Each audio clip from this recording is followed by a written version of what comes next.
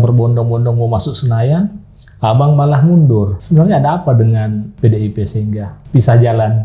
Tentu alasan politik, tapi bukan berarti kapok menjadi politisi. Saya menganggap keputusan pengunduran diri ini untuk mundur selangkah, untuk maju beberapa langkah ke depan. Kalau momentum tidak saya ambil 2024-2029, itu bukan hanya saya yang kehilangan momentum, tapi Kalimantan Selatan bisa kehilangan momentum. Beberapa partai komit, dan saya meyakini lebih dari 4 partai politik yang akan mengusung saya, dan insya Allah itu jauh lebih dari cukup. Kalau sekedar untuk bangun jalanan, bangun jembatan, bangun gedung, belum perlulah saya untuk jadi gubernur Kalsel. Yang lain pun bisa melakukan itu. Peluang untuk menjadi anggota DPR RI sekian periode lagi itu masih terbuka besar bagi saya.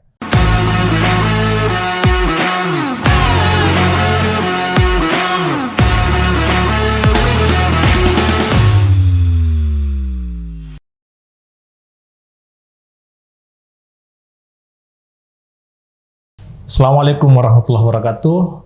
Selamat siang, sahabat UKI. Bertemu kembali dengan saya, Ruslan Ramli.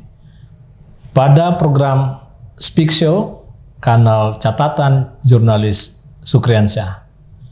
Sahabat UKI, siang ini bersama saya, Abang Muhammad Rifki Nizami Karsayuda. Gimana kabar, Bang? Baik, alhamdulillah, Bang Ruslan. Sehat, Bang? Sehat, Abang juga sehat ya? Alhamdulillah. Sahabat UKI, bersama Bang Rifki ini kami berada di Office 88 Kota Kasablanka, sehari-hari sebagai office buat Bang Rifki. Demikian ya, Bang? Ya, ini tempat saya mencari nafkah. Baik. Baik, sahabat UKI, kita coba berbincang sejenak dengan Bang Rifki terkait kegiatan kekinian. Bang, saat ini apa kegiatan dengan Abang nih selain kesibukan rutin? Ada nggak? Lebih kurang 1 minggu yang lalu saya telah mengajukan permohonan pengunduran diri, baik sebagai kader dan anggota dari Partai Demokrasi Indonesia Perjuangan, yang tentu secara konsekuentif juga harus melepaskan jabatan saya sebagai anggota DPR MPR dari fraksi PDI Perjuangan. Kendati SK Presiden terkait dengan pemberhentian saya, termasuk pengangkatan anggota DPR MPR pengganti antar waktu atas diri saya belum terbit, secara etik saya harus mengatakan bahwa saya adalah anggota DPR MPR RI nonaktif, dan pada saat yang sama saya kembali ke home base saya sebagai seorang konsultan hukum, sebagai seorang advokat, sebagai seorang juris. Oke, jadi dalam 1 minggu ini apa yang menjadi kesibukan Bang Rifki nih? Ya, saya kalau di Jakarta di kantor ini, kalau ke Kalimantan Selatan berkeliling Kalimantan Selatan, karena memang aktivitas saya sejak dulu selalu bersilaturahmi dengan berbagai elemen di Kalimantan Selatan. Oke, kalau kebiasaan ringan, Bang, mungkin menembak, mancing, atau ada kebiasaan-kebiasaan berkebun atau gimana? Saya hobinya berbicara dan berbincang-bincang. Oke, ngopi-ngopi. Ngopi-ngopi. Kebiasaan aktivis. Oke, jadi sejak dulu sampai sekarang terawat ya? Iya, jadi kalau demam, kalau saya demam karena kecapean gitu, obatnya cuma 3. Apa tuh? 1, saya harus istirahat yang cukup ya. Iya. Yang kedua pijit. Yang ketiga ngopi-ngopi. Ngopi, kalau sudah ngopi-ngopi saya ketawa udah sehat. Udah sehat ya? Iya. Oke, biasanya di mana, Bang? Di rumah atau di mall atau?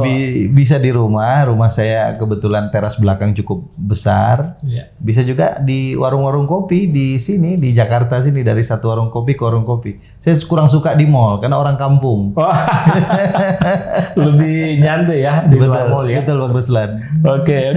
Baik, sahabat Tuki, ternyata awal perbincangan kita ini langsung agak serius juga ya. Kita mendapatkan informasi dari Bang Rifki ini soal pengunduran di DPR RI ya. Betul. Jadi biasanya berapa lama Abang harus menunggu proses PAW ini? Saya nggak tahu karena saya kan juga awam ya urusan ini. Tapi menurut informasi yang disampaikan oleh teman-teman lebih kurang 1-2 bulan lah. Dan saya kira lebih cepat lebih baik. Karena tentu partai harus cepat mengisi formasi agar seluruh kursi yang didapatkan itu penuh, Dan yang kedua tentu masyarakat saya, masyarakat Kalimantan Selatan, Dapil Kalsel 1 juga harus menerima haknya untuk diwakili oleh anggota DPR RI-nya tanpa kemudian harus ada masa vakum yang cukup lama. Oke, Bang Rifki, ketika orang berbondong-bondong mau masuk Senayan, Abang malah mundur. Sebenarnya ada apa dengan Abang dan PDIP sehingga pisah jalan? Ini jalan yang terbaik bagi saya, bagi partai, dan bagi kami semua ya. Baik dalam konteks hubungan saya sebagai anggota atau kader partai, maupun dalam konteks hubungan saya sebagai anggota fraksi PDI Perjuangan di DPR RI. Persisnya Bang Ruslan, biar saya dan Tuhan yang tahu. Oke, baik. Tapi bukan karena ada persoalan prinsip ya, bukan karena ini bukan dunia Bang Rifki. Oh, politik itu sadar atau tidak sadar adalah dunia yang saya tekuni ya, sejak saya lahir, Bang. Oke. Saya lahir tahun 1982 di Kabupaten Hulu Sungai Tengah di Kalimantan Selatan. 82 itu selesai pemilu karena saya lahir bulan November. Oke. Tahun 87, 5 tahun setelah itu kan ada pemilu. Iya. Saya sudah ikut kampanye tahun 87. Berarti usia saya lebih kurang 4 sampai 5 tahun pada saat itu. Pelanggaran Karena tuh. Almarhum bapak saya itu adalah pimpinan DPD 2 Partai Golkar di Kabupaten Hulu Sungai Tengah. Tahun 87 ayah saya menjadi anggota DPRD termuda sekaligus menjadi pimpinan DPRD pada saat itu. Dan karena waktu itu kami cuma bertiga, ayah, ibu, dan saya, anak tunggal pada saat itu karena adik belum lahir. Konon saya diajak tuh kampanye kemanapun. Dan secara geografis kan kabupaten saya pada saat itu infrastruktur tidak sebaik sekarang. Iya. Jadi kerap kali ayah itu mengajak kami bermalam dari satu desa ke desa yang keluar masuk hutan. betul. Nyebrang Betul. lintas sungai. Lintas sungai, lintas gunung, Wih. jalan kaki. Jadi saya ingin katakan genetika saya genetika politisi. Dan tentu politik sangat sulit dipisahkan dari diri saya. Jadi kenapa saya mundur dari PDI Perjuangan? Alasannya tentu alasan politik, tapi bukan berarti kapok menjadi politisi. Oh, bukan. Tapi ada sesuatu yang mungkin akan lebih baik buat semua. Buat PDI baik, insya Allah buat saya juga baik. Oke. Baik, sahabat Uki, pertanyaan tentang politik saya pinggirkan dulu. Saya akan masuk pada pertanyaan ringan dulu lah. Bang, Abang ini kan dari kampung ya? Ya. Kemudian menjadi anggota dewan. Ya. Kediamannya tentu di Jakarta kan? Betul. Apa story-nya sehingga Abang meninggalkan tanah leluhur, masuk ibu kota, tapi malah mau meninggalkan ibu kota lagi mungkin? Bang Ruslan, saya ini setelah selesai kuliah dari Fakultas Hukum Universitas Islam Indonesia di Yogyakarta tahun 2005, itu pulang kampung, kemudian memilih menjadi dosen. Sebagai akademisi, saya menjadi pegawai negeri sipil dulu di Fakultas Hukum Universitas Lambung Mangkurat. 11 tahun saya menjadi dosen sampai dengan 2016. Lalu kemudian 2016 teman-teman saya dalam tanda kutip memprovokasi saya untuk masuk ke dunia politik. Nah, saya waktu itu agak ragu karena tentu satu, menjadi politisi itu bukan sesuatu yang mudah ya di zaman sekarang, terutama terkait dengan modal politik. Sebagai orang dengan background aktivis, akademisi, cuman pegawai negeri sipil, mohon maaf saya harus katakan, cuman pegawai negeri sipil, rasa-rasanya tidak kompatibel untuk kemudian menjawab tantangan masuk ke dunia politik yang high cost politik ini dengan biaya politik yang sangat tinggi. Tapi kawan-kawan mencoba meyakinkan dan mereka bergotong royong, Bang Ruslan. 2019 mengantarkan saya ke Senayan. Dan alhamdulillah melalui kendaraan PDI Perjuangan, saya berhasil masuk ke Senayan, sekaligus mempersembahkan kursi kosong yang sebelumnya yang sebelumnya kosong milik PDI Perjuangan selama beberapa periode. Ya, 2014 tidak ada, 2009 tidak ada. Yang kemudian tentu ini menjadi legacy bagi kami bersama. Nah, karena menjadi anggota DPR dan MPR mau tidak mau kan tinggal di Jakarta. Jadi saya tinggal di Jakarta ini hasil pertolongan banyak orang, hasil support dari teman-teman saya, di Kalimantan Selatan, dan kemudian tentu kepercayaan rakyat Kalimantan Selatan untuk kemudian saya memegang amanah di DPR MPR. Ya, baik. Bang, tadi kalau saya tidak salah dengar, orang tua atau bapak kan di Golkar tuh. Ya dulunya ya. Ya, tapi kemudian abang memilih PD Perjuangan. Ya. Mungkin ada sedikit cerita tentang pilihan PDIP itu? Iya, dulu zaman Orde Baru rata-rata pegawai negeri sipil ya Golkar lah ya. Oke. Bapak saya itu pegawai Departemen Agama dulu. Oke. Yang tugasnya di pengadilan agama. Walaupun belakangan kan pengadilan agama sekarang menjadi satu atap di bawah Mahkamah Agung ya. Seluruh lembaga peradilan di bawah Mahkamah Agung. Tapi pada saat saya kecil, bapak saya adalah pegawai Departemen Agama. Dan bapak saya itu cuma satu periode di DPRD, karena waktu itu sebagai hakim agama, ada surat edaran dari Menteri Agama pada saat itu. Disuruh untuk memilih apakah ingin tetap sebagai anggota DPRD atau kemudian ingin menjadi hakim. Kalau mau menjadi hakim maka DPRD-nya harus dilepas itu. Walaupun waktu itu tidak ada pilihan untuk berhenti kan sebagai pegawai negeri sipil. Nah, kenapa saya ke PDI Perjuangan? Jujur ini hasil dari konsensus beberapa teman ya.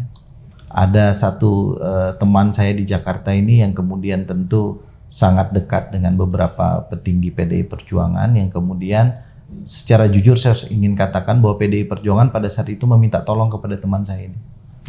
Agar kemudian ada calon legislatif yang kira-kira dari sisi portofolio layak untuk kemudian bertarung di Dapil Kalimantan Selatan 1. Sekali lagi tadi Dapil yang kosong, yang tidak dapat, karena selama ini Dapil ini karakteristiknya Islam tradisional, Bang Ruslan. Di mana kemudian PDI Perjuangan dari sisi persepsi publik itu berjarak dengan pemilih di Dapil Kalsel 1. Nah, saya ini backgroundnya kan tadi anak ustadz ya, bapak saya pegawai Depak, hakim agama, saya sendiri anak pesantren, kemudian dianggap kalau saya yang nyalon, mudah-mudahan resistensi itu tidak terlalu tinggi. Dan alhamdulillah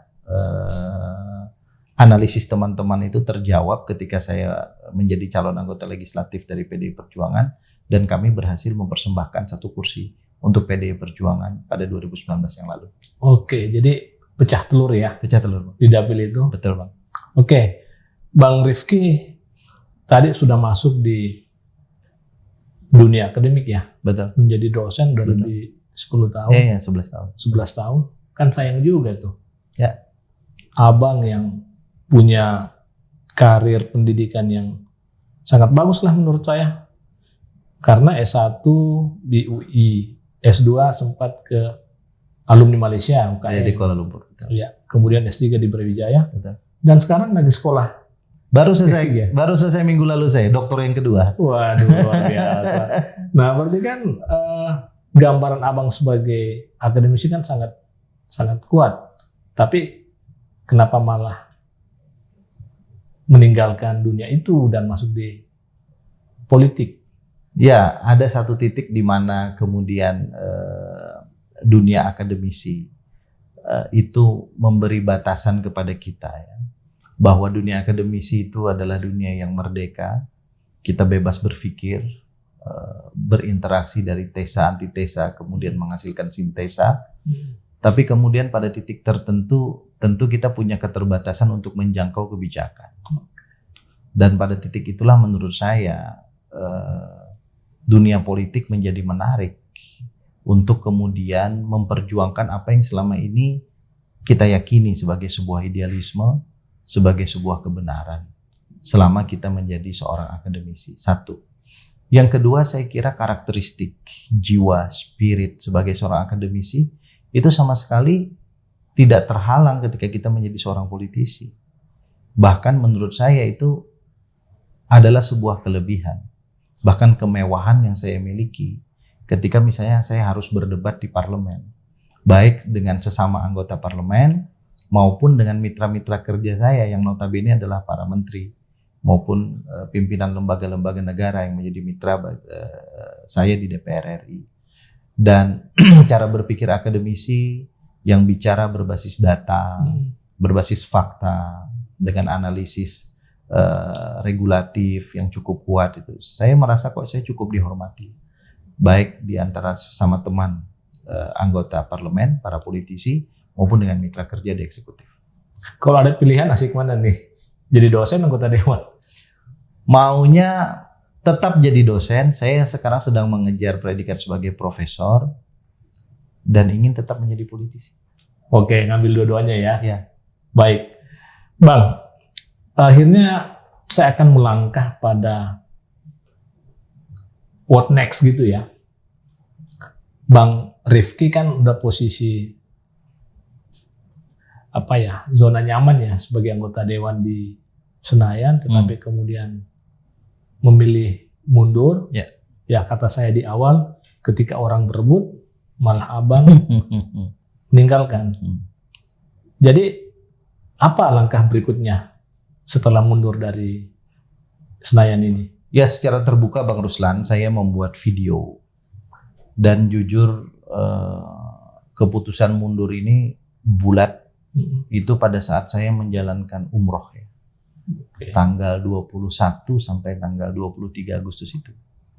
Dan pada saat saya selesai melaksanakan tawaf, sa'i, tahallul, kemudian saya memutuskan untuk membuat video itu di lantai 2 Masjidil Haram, di tempat orang biasa melaksanakan tawaf ya. Bagi mereka yang sudah berusia lanjut atau difabel, biasa pakai kursi roda. Di situ tanpa perencanaan, tanpa teks, saya membuat video yang isinya 2 hal. Satu, pernyataan pengunduran diri tadi yang sudah saya katakan kepada Bang Ruslan dan teman-teman di podcastnya Bang Uki ini. Yang kedua, saya juga memohon doa atas ikhtiar dan munajat saya untuk ikut serta dalam kontestasi pemilihan gubernur Kalimantan Selatan tahun 2024 yang akan datang. Dan saya menganggap keputusan pengunduran diri ini untuk mundur selangkah, untuk maju beberapa langkah ke depan. Oke, tapi Bang, ya kalau misalnya proyeksi untuk Pilgub, kenapa tidak bertahan gitu? Kan sudah sejalan, Abang sudah menjadi anggota DPR RI, partai pemenang pemilu pula, tetapi malah memilih mundur, ya. Tapi yang akan dikejar juga tetap membutuhkan dukungan politik. Ya, tentu sebagai politisi saya sudah memiliki kalkulasi-kalkulasi politik. Dan sebagai seorang politisi dengan background akademisi tadi, Bang Ruslan, saya itu selalu mengedepankan adab politik, kesantunan politik. Dan saya, walaupun orang bilang politik itu adalah seni ya, mengelola kekuasaan, seni mengelola seluruh kemungkinan, the art of possibilities. Bahkan dalam the art of possibilities itu kerap kali kita harus menciptakan konflik, menunggangi konflik, menikmati konflik itu. Saya, karakter akademisi saya terlalu kuat. Saya kalau sudah konflik, saya memilih untuk menjadi bagian dari yang menyelesaikan konflik. Satu kata ingin saya katakan, saya keluar dari PDI Perjuangan dalam rangka untuk tidak meneruskan adanya konflik. Apa itu persisnya, saya kira elit di nasional ini sebagian besar tahu. Kemudian sebagian elit daerah di Kalsel persisnya pasti tahu apa yang saya maksud. Dan kalau saya nanti mundurnya menjelang pemilihan gubernur, saya khawatir konflik itu bukan semakin mereda, tapi semakin meruncing. Nah, kalau saya mundur sekarang, dan langkah mengundurkan diri saya ini sebetulnya sudah saya susun cukup bertahap, Bang Ruslan. Satu, pada saat seluruh anggota fraksi diminta untuk mencalonkan diri kembali sebagai anggota DPR RI, hanya saya yang tidak mencalonkan diri. Jadi saya menyatakan kepada pimpinan partai maupun pimpinan fraksi, saya mohon maaf tidak melengkapi seluruh berkas pencalonan. Tapi pada saat itu saya belum mau mundur. Saya dulu mikirnya persis kayak Bang Ruslan. Udah nanti aja lah, habiskan periode sampai 2024. Pada saat momentum pencalonan gubernur, saya atas dasar pencalonan itu, ya saya harus mundur kan. Tapi kemudian tadi ketika saya umroh di Masjidil Haram, saya mendapatkan bisikan. Ya, ini kan tentu soal kepercayaan spiritual ya, bahwa inilah momentumnya. dan momentum itu saya gunakan. Jadi saya tidak jadi caleg, di DCS tidak ada nama saya, tapi pada saat yang sama saya memutuskan mengundurkan diri dari PDI Perjuangan. Dan sekaligus saya pikir ini ada bagusnya juga, memberikan kesempatan kepada caleg yang suaranya di bawah saya untuk bisa menduduki jabatan lebih kurang 1 tahun. Karena kalau nanti saya mundur jelang pemilihan gubernur, nggak ada caleg yang pengganti saya, karena waktunya plus minus tinggal 6 bulan. Jadi saya kira insya Allah ini baik untuk semua pihak. Oke, baik. Udah terjawab nih, berarti akan ke Pilgub Kalsel. Betul. 2024. Apa yang mendasari Bang Rifki pindah dari legislatif ke eksekutif nanti? Ada beberapa hal, Pak. Saya berterima kasih kepada teman-teman saya yang mensupport saya menjadi politisi, yang kemudian begitu saya menjadi politisi, saya 1 kali ikut pileg langsung menjadi anggota DPR RI. Di DPR RI ini saya bersentuhan dengan elit politik nasional, dengan kewenangan yang tentu cukup besar. Saya ikut serta membahas dan memutuskan APBN, yang angkanya itu plus minus 2.500, sekarang hampir 3.000 triliun. Yang kalau kita bandingkan dengan portofolio APBD provinsi di Indonesia, apalagi kabupaten kota, sangat jomplang. Dan kita juga dalam konteks APBN itu memberikan transfer dana kepada daerah-daerah itu. Nah, bagi saya menjadi gubernur itu menjadi tantangan tersendiri untuk kemudian saya lakoni. Karena satu, posisinya gubernur itu adalah wakil pemerintah pusat di daerah. Saya ingin mengkonekkan pengalaman saya 4 tahun di Senayan. Berkenalan dengan para menteri, rekan-rekan legislator lain gitu, di Senayan. Itu untuk kemudian mengakselerasi pembangunan di kampung saya di Kalimantan Selatan. Kalsel itu, Bang, ditakdirkan Tuhan menjadi penyangga ibu kota negara. Karena begitu kami sahkan Undang-Undang IKN yang letaknya di Kalimantan Timur itu, kami persis bersebelahan dengan IKN. Sehingga kemudian 2024-2029, Kalimantan Selatan itu sadar atau tidak sadar harus memposisikan diri sebagai penyangga IKN yang mau mengambil benefit dari IKN atau tidak. Kalau kemudian kita lengah dalam 5 tahun itu, maka saya yakin yang akan mengambil benefitnya bukan Kalimantan Selatan, tapi provinsi lain di Kalimantan yang juga menjadi penyangga itu. Nah, dengan pengalaman, jaringan, kewenangan, relasi di tingkat nasional, saya berharap keberadaan saya kalau nanti ditakdirkan Allah dan rakyat memilih menjadi gubernur Kalsel, itu bisa membangun Kalsel menjadi lebih akseleratif. Yang kedua, Bang Ruslan, tentu kita tahu kewenangan di eksekutif itu kewenangan eksekutorial, makanya namanya eksekutif, to execute kan satu kebijakan yang tentu berbeda dengan apa yang kami laksanakan di parlemen, di DPR, yang pada posisi tentu hanya melakukan fungsi tertentu ya, dalam ini budgeting, pengawasan, dan kemudian legislasi. Nah, atas 2 hal itulah kira-kira, Bang Ruslan, saya menawarkan gagasan baru untuk Kalimantan Selatan. Tagline saya, Kalsel baru, Kalsel lebih baik. Jadi ini soal panggung ya. Ketika panggung di legislatif hanya 3 fungsi tadi, legislasi, kemudian pengawasan, ya, dan 2 hal, 1 soal panggung, 2 soal momentum. Kalau momentum tidak saya ambil 2024-2029, itu bukan hanya saya yang kehilangan momentum, tapi Kalimantan Selatan bisa kehilangan momentum. Saya ekstrim nyebut di Kalsel begini. DKI Jakarta ini punya 2 daerah penyangga, Jawa Barat dan Banten. Tapi kalau Anda pergi ke, mohon maaf ini, ke Banten, beberapa kabupaten di Banten yang jaraknya tidak jauh dari Jakarta, seolah-olah dia berjarak sangat jauh dari Jakarta. Sangat tertinggal. Saya nggak mau Kalsel. Saya nggak mau Kalsel pada posisi itu. Itu mimpi buruk bagi Kalsel. Dan saya ingin berjuang untuk menyelamatkan Kalsel. Baik. Sahabat UKI, impian Bang Rifki ini sesuatu yang ingin dikejar, sesuatu yang ingin digapai, menjadi Kalsel, pemimpin Kalsel. Tapi pertanyaannya kemudian, Bang, Kalau cerita pilgub berarti kan cerita kendaraan. Ya. Berarti akan berhadapan lagi dengan partai politik. Ya. Nah, maka sejauh mana komunikasi politik yang Abang bangun dengan partai-partai lain? Ya, politik ini dinamis. Ya kan. Ada pepatah Inggris lama itu. Kalau kita minum dari ujung gelas ke ujung bibir itu segala sesuatu bisa terjadi.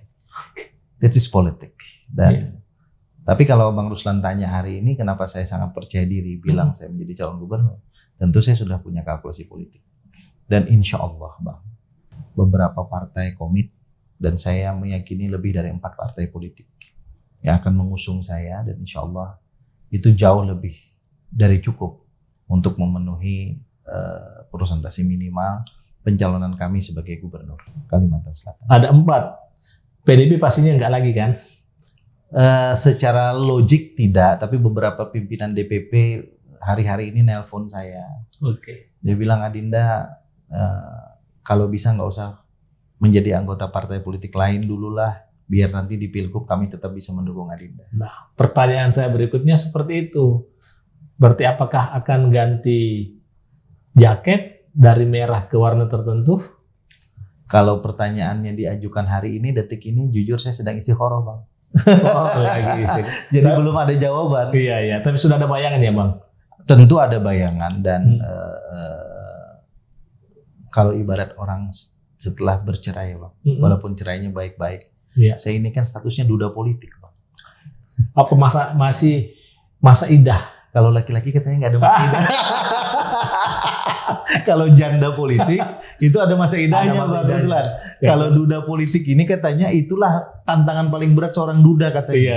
Iya. Syahwat politik itu. Ya, ada syahwat pada satu pihak, ada tawaran dari pihak lain yang cukup kuat. Iya. Tapi tetap kita harus tenang, harus melibatkan Tuhan dalam keputusan ini. Oke. Dan nanti saya pasti beritahu Bang Ruslan. Oke. Tapi Bang, sejauh ini godaannya sudah berapa partai yang ya at least nelpon Abang, say hello? Ya tadi 4-5 partai. 4-5 partai. Ya.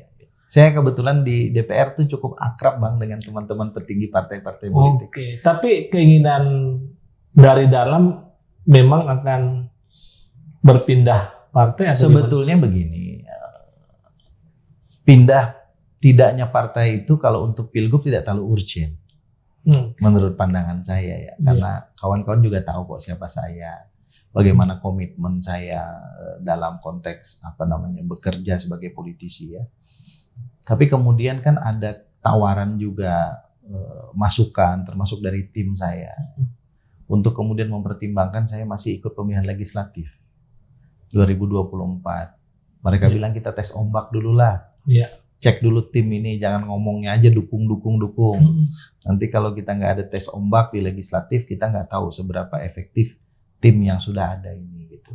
Nah sebetulnya lebih pada yang kedua ini Bang Ruslan. Kalau yang kedua ini kan mau nggak mau saya harus masuk partai, karena nggak mungkin saya ikut pileg kalau nggak ada partai. Okay.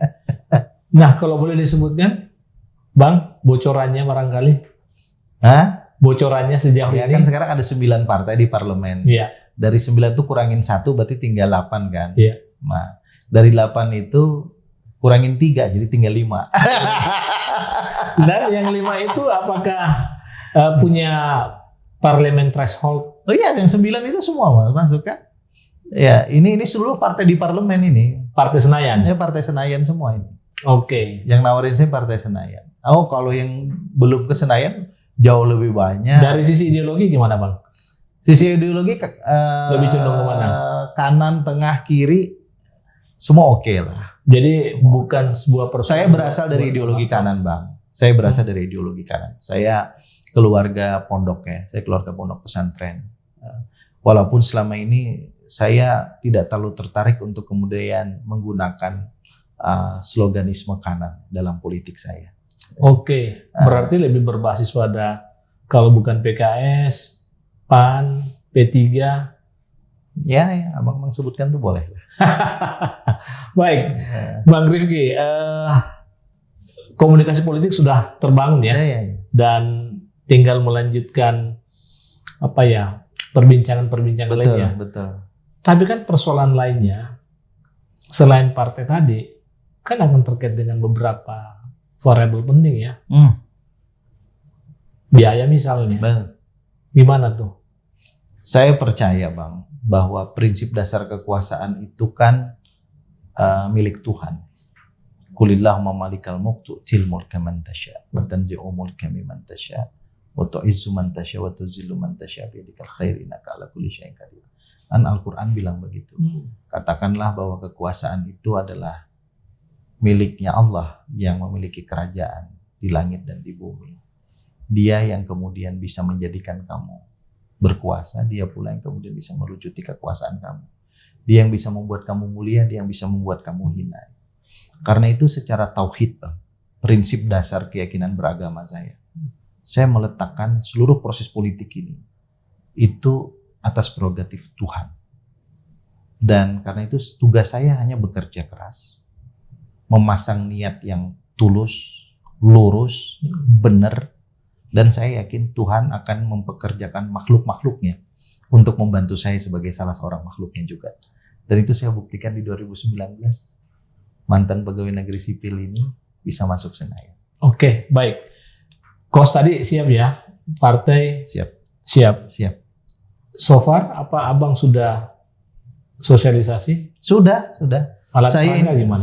alat peraga itu kan menjadi debatable. Perlu atau tidaknya alat peraga ini kan soal strategi.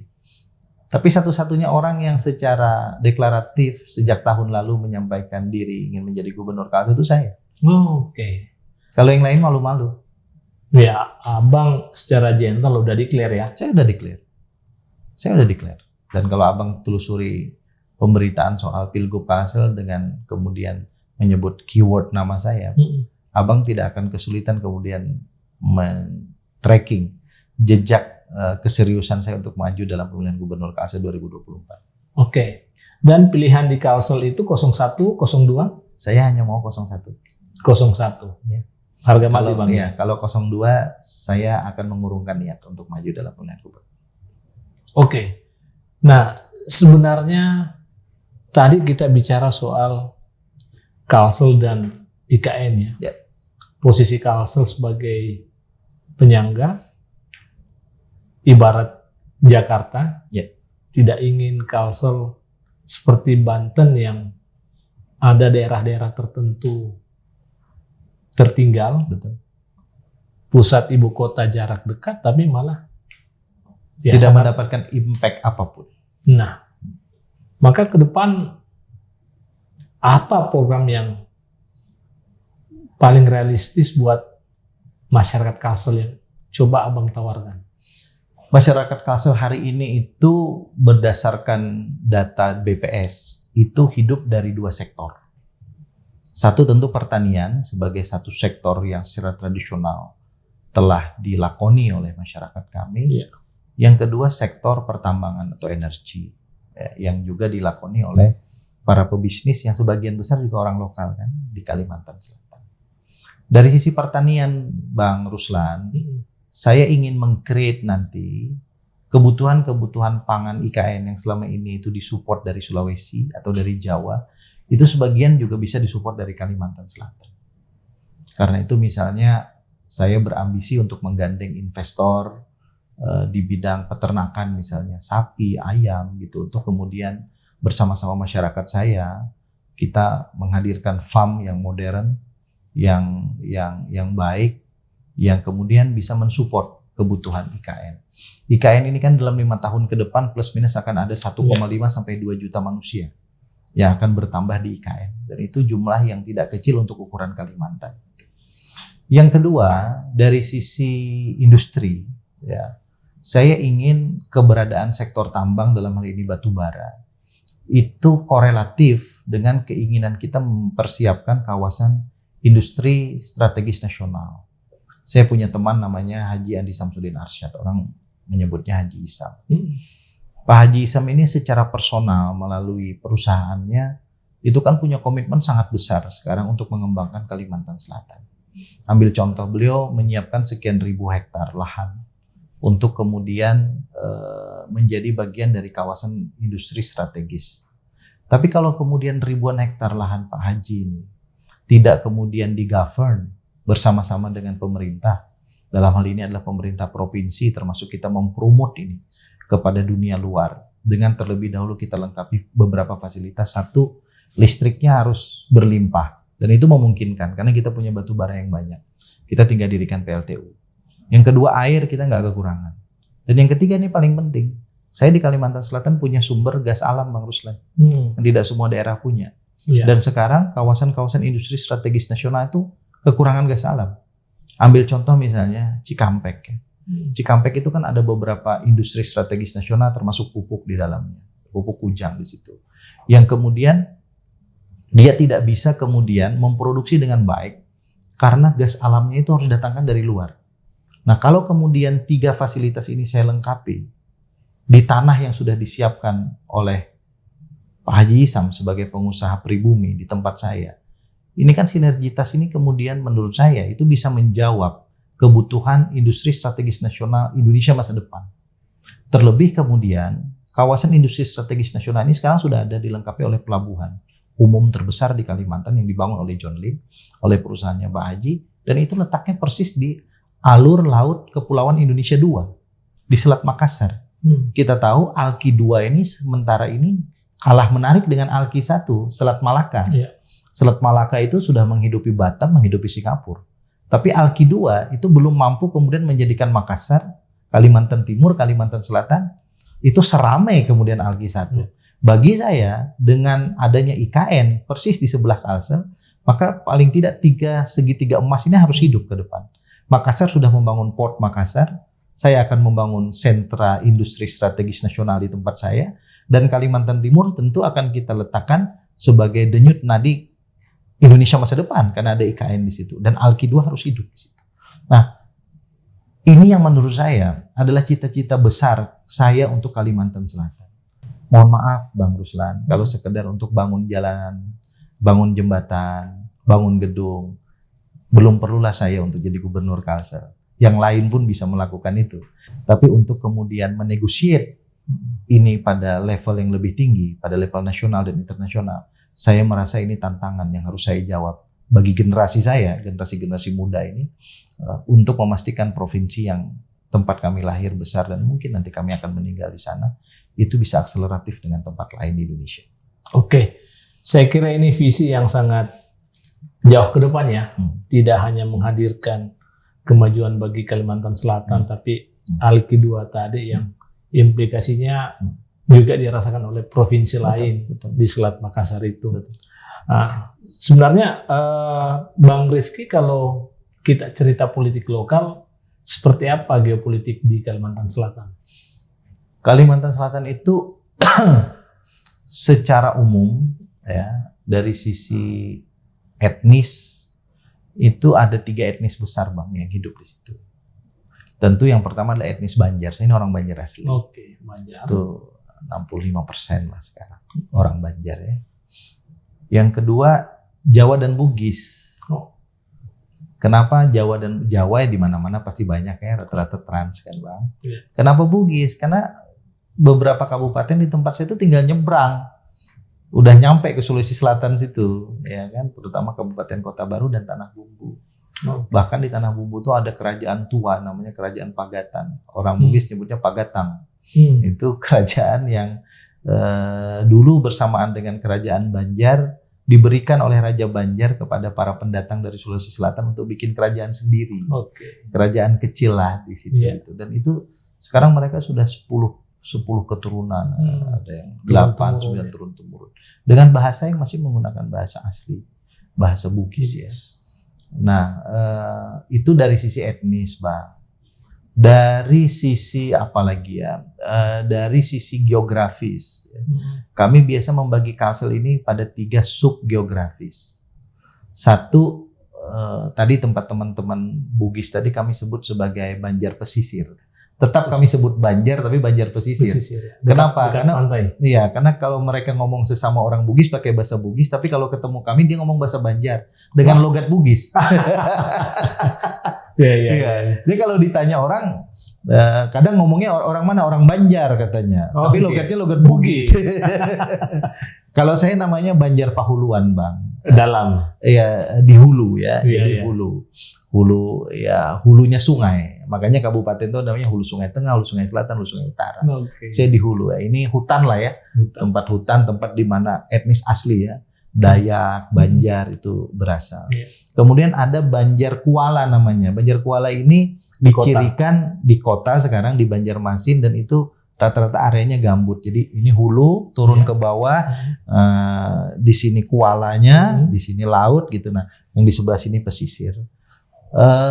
Bagi saya dari dua pendekatan ini, saya ingin menghadirkan Kalsel itu yang sesungguh-sungguhnya Kalsel.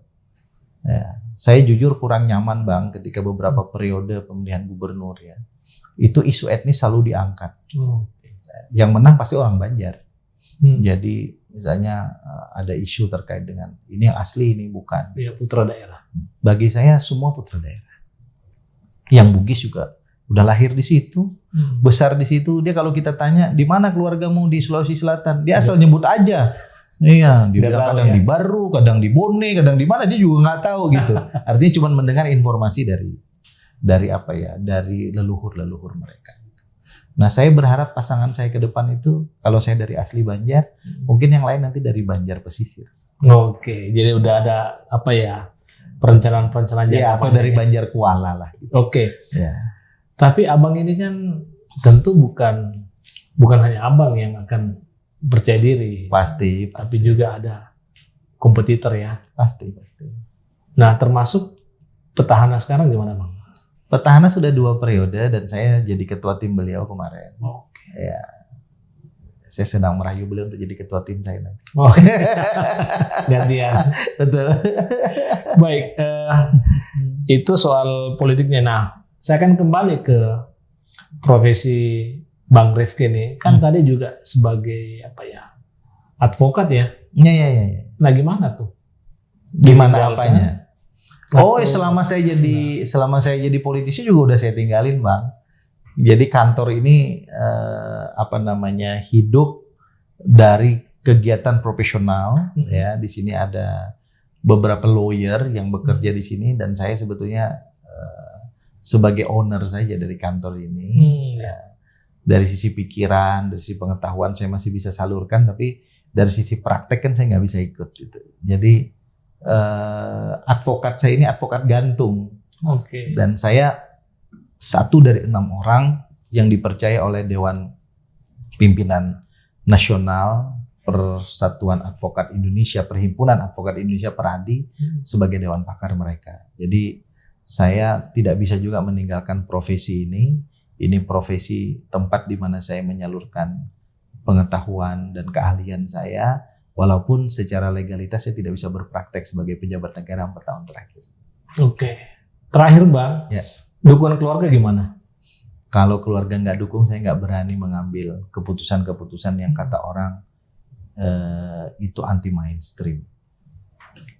1, masuk politik 5 tahun yang lalu tuh anti mainstream Bang. Usia saya waktu itu masih 35 tahun. Kemudian memilih untuk mendeklar menjadi calon gubernur, di mana peluang untuk menjadi anggota DPR RI sekian periode lagi itu masih terbuka besar bagi saya. Itu juga anti mainstream, dan semua itu hasil dari terutama restu ibu saya. Saya anak yatim Bang, bapak saya sudah tidak ada, lama sudah meninggal. Pedoman saya itu 2. 1 restu ibu, yang kedua apa kata hati nurani saya. Dan sepanjang 2 ini connect, saya jalan. Oke. Saya kembali lagi sebelum di close ini. Ya. Gimana survei internal di kubu Bang Rifki nih menghadapi Pilgub nanti? Saya harus katakan survei saya belum teratas. Tetapi kemudian tren survei saya menanjaknya sangat signifikan. Jadi kalau lihat grafik punya saya itu begini, dan para kompetitor saya yang kebetulan Bang sudah ikut 2-3 kali Pilgub nih, senior-senior saya, usianya rata-rata hampir 70 tahun Bang. Itu rata-rata begini. Sehingga berdasarkan kajian ilmiah teman-teman saya, kami sangat percaya diri untuk pada titik tertentu kami yang memenangi pemilihan gubernur. Artinya speednya belum seberapa, trennya terus menanjak naik. Dan sekarang kita sudah masuk pada posisi yang menurut saya sangat optimis untuk kita running sebagai calon gubernur Kalimantan. Sudah ada di top 5 sekarang mungkin. Oh, sudah ada. Dan itulah yang kemudian juga membuat partai-partai besar menurut saya sudah menyatakan untuk mengusung saya. Baik. Sahabat UKI, demikian podcast saya dan Abang Muhammad Rifki Nizami Karsayuda. Semoga bermanfaat buat kita semua. Terima kasih. Assalamualaikum warahmatullahi wabarakatuh. Salam. Makasih banyak. Bang, makasih. Bang. Sukses Bang Hasan. Sukses buat Siap. Abang. Siap. Sama-sama Bang.